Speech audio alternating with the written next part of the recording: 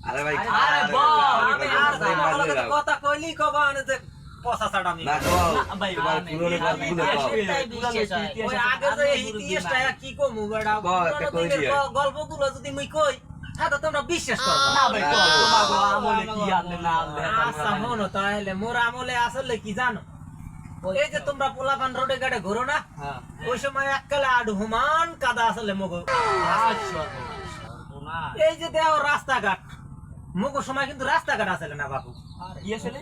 মগর সময় ওই কুলা দিয়ে মোরা ঘর বানাই দিয়া একবারই কোনে একবারই যাইতাম পানি আসলে? হয় কোমর মান পানি আসলে বিলে মগো সর্বনাশ। কিন্তু ওই বিলের মধ্যে কি আসলে তোমরা তো হ্যাঁ জানো না কি হলে কি আসলে? ওই বিলের মধ্যে মোরা মাছ কোপাইতে নামতাম একটা মাছ পুডি মাছ দেখলে তুমি অবাক হয়ে যাইতা আরে ওই পুডি মাছ সর্বনাশ। সাইরেন করে মাছ হইছে কাটতে হ্যাঁ? আর এখন তো বাপু ইলিশ মাছও সাইরেন মাছ হয় না কথা তো ঠিক। আর আমাকে ওই সময় যে একটা বোয়াল মাছ ধরতাম হ্যাঁ কইলে কবা হানে চাড়ানি মারে কইতে চাই না তো ভাই আমি একখানে গেছিলাম ওইটা কই, হ্যাঁ কো মানে গেছিলাম এক বাইকের লগে ঘুরতে, বিশাল জায়গা, মানে জায়গার মধ্যে অনেক গাছ গাছালি আছে, যেমন মেহগুড়ি গেছে ডাবই বিশ্বাস করবা না। বাস্তব বাস্তব হ্যাঁ হইতে পারে স্বাভাবিক বাস্তব। যদি মনে করো আচ্ছা, দুনিয়া বাস্তব মিলে এটা। যায়, তাহলে হইতে পারে তাহলে আমার গল্প হলো তোমার না, গল্প আমি- ধুইয়ে দাও। আরে কই তুমি হলো কথা। এটা বাস্তব হ্যাঁ। চাচা গেছিলাম ঘুরতে, তো তুমি যে কইছো পুডি মাছ ওই কি সাইজের মাছ হইছে, হ্যাঁ ওই জায়গায় আমি এবার দেখছি যে একখান কাতল মাছ, হুম। মানে একখানা ভেমালে একটা ঘেরের মতো আসলে, হ্যাঁ। এই ঘেরের মধ্যে কাতল মাছ আছে। কাতল মাছটার ওজন কম হইলেও 300 থেকে 400 কেজি হইবে।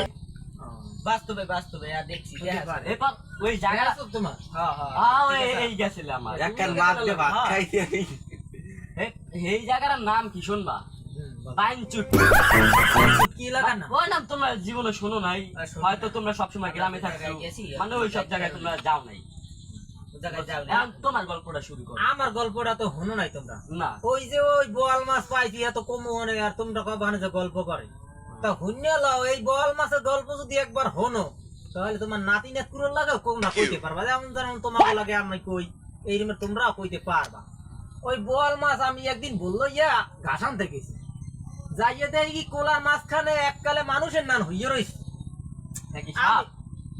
আরে না বোয়াল মাছ হনো না আগে হেয়ার পর আমি বোয়াল মাছটারে একটা কূপ দিছি যাইয়া চল দিয়া মোর ভোরে সবসময় একটু চল থাকতে হ্যাঁ ভাইঙ্গে দেয় নাই? আরে হনো চলের কাটা মাডা এককালে সুন্দর ভাবে বটে গেছে আচ্ছা। তারপর মাছ কি বটে রাখতে গেছে পারছে পর না?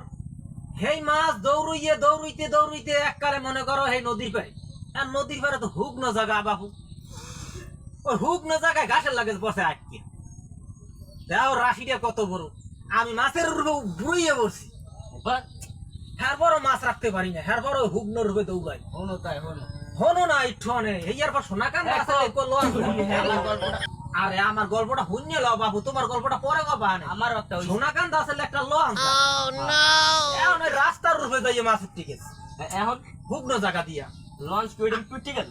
না হুগ্ন জায়গা দিয়ে একালে রাস্তার উপর পড়ছে মাছটা এখন আমি কই তুই তো বেটা এত বড় মাছ তোর যদি আজকে ছাড়িয়ে দিয়ে যায় তুই তো আবার এমন আছে তুই ওই যদি রাস্তার উপরে ওড়ো কেন রাস্তা কোনে লাভ দিয়ে নদীতে পড় এই ডরটা মনের মধ্যে ঢুকে গেছে তাহলে মুই কি করমু মাস্টার বালি মাস্টার করছি কি ঘর হনবা ওই রাস্তায় বইয়ে এসের উঠতে উঠতে লাগতে এখন 5-6 জনে মোরা জাগাইয়ে আনতে পারি না।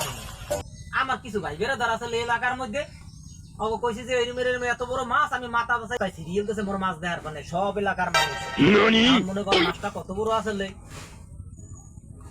হইতে পারে, কারণ হ্যাঁ আগের কালে তো হইতে পারে। আমার একটা ই হইছে হলো বলো একটা সুগরি গেছে মেলা মেলা ডাক এখন এই দেখবই তোমার ওই ইঁদুরের বাচ্চা চিউ এই ইঁদুরের বাচ্চা কটা নামাইলাম নামাইয়া এটা ওটা বিভিন্ন খাবার খাওয়াইলাম এক একটা ইঁদুর হয়েছে ভাই আমার গরু বাঁধা লাগে ভাই আরে ভাই না, না, হুন্যে যাও ভাই ভাই কথাটা হুন্যে যাও ভাই গল্পটা কইতে শোনো একটু।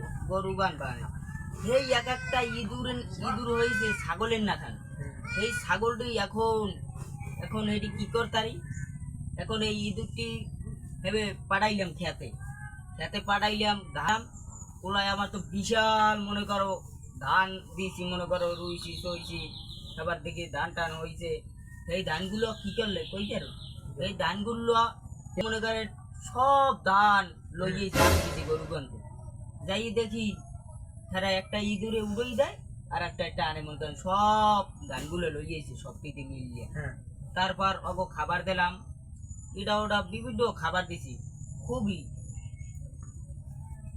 বদলা লইছো আমার হ্যাঁ। কোনো বদলা লাগে নাই আমার মনে করো ওই ইন্দুর দিয়ে দেখছি। সব গুছাই গেছে তাই গেলাম ভালো লাগে না আমার বাড়ি আর তো গল্প টল্প করমু তোরা একজন একজন করে যাও এ ভাই, বয়া তাই বয়া আমার একটা কথা শুনবা না?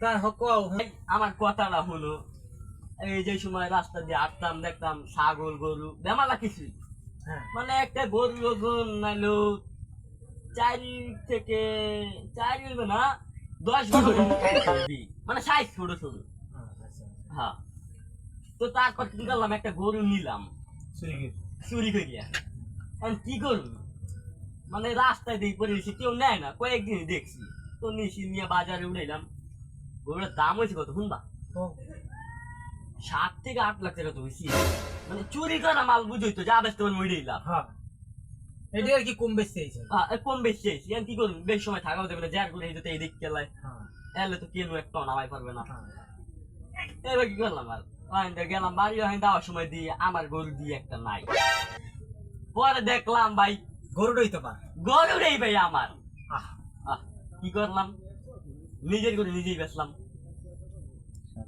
এখন গরু আছে আর 2-3টা আছে এই করে যেন বাঘ ছাগলটা কি করছিলেন ভাই ছাগল তো ভাই আমার আছে না।